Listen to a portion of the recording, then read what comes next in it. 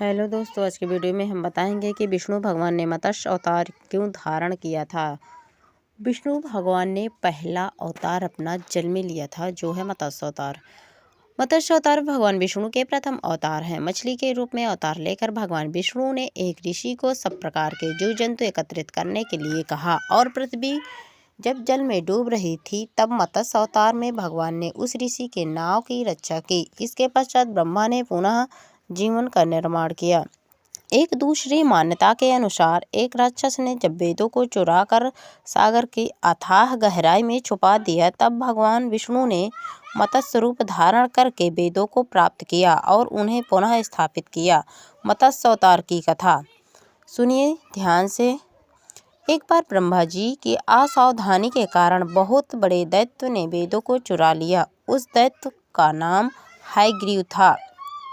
वेदों को चुरा लिए जाने के कारण ज्ञान लुप्त हो गया। चारों ओर अज्ञानता का अंधकार फैल गया और पाप तथा अधर्म का बोलबाला हो गया, तथा भगवान विष्णु ने धर्म की रक्षा के लिए मत्स्य रूप धारण करके हयग्रीव का वध किया और वेदों की रक्षा की। भगवान ने मत्स्य का रूप किस प्रकार धारण किया, इसकी विस्मयकारिणी कथा इस प्रकार है। कल्पांत के पूर्व एक पुण्यात्मा राजा तप कर रहा था। राजा का नाम सत्यव्रत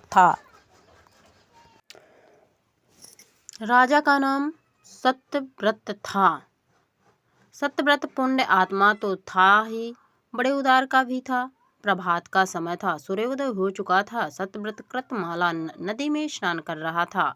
उसने स्नान करने के पश्चात जब तर्पण के लिए अंजलि में जल लिया तो अंजलि में जल के साथ एक छोटी सी मछली भी आ गई।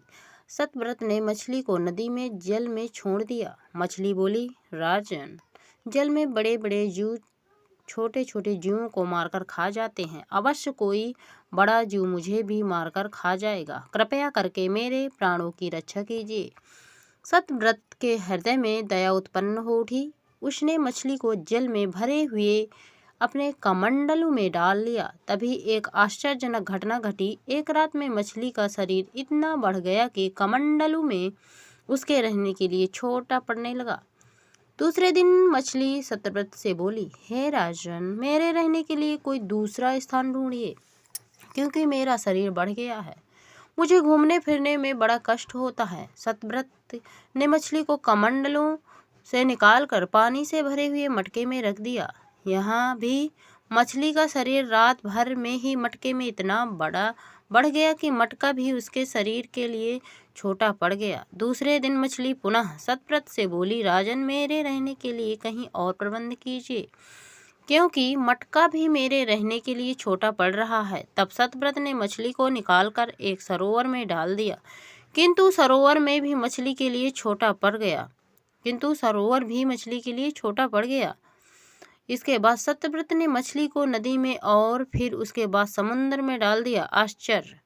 समुद्र में भी मछली का शरीर इतना अधिक बढ़ गया कि मछली के रहने के लिए वह छोटा पड़ गया। अंततः मछली पुनः सत्यव्रत से बोली, यह समुद्र भी मेरे रहने के लिए उपयुक्त नहीं है। मेरे रहने की व्यवस्था कहीं और कीजिए। अब सत्यव्रत विस्मित हो उठा। उसने आज तक ऐसी मछली कभी नहीं देखी थी। वह विस्मय भरे स्वर में बोला, मेरी बुद्धि को विस्मय से के सागर में डुबा देने वाले आप कौन हैं?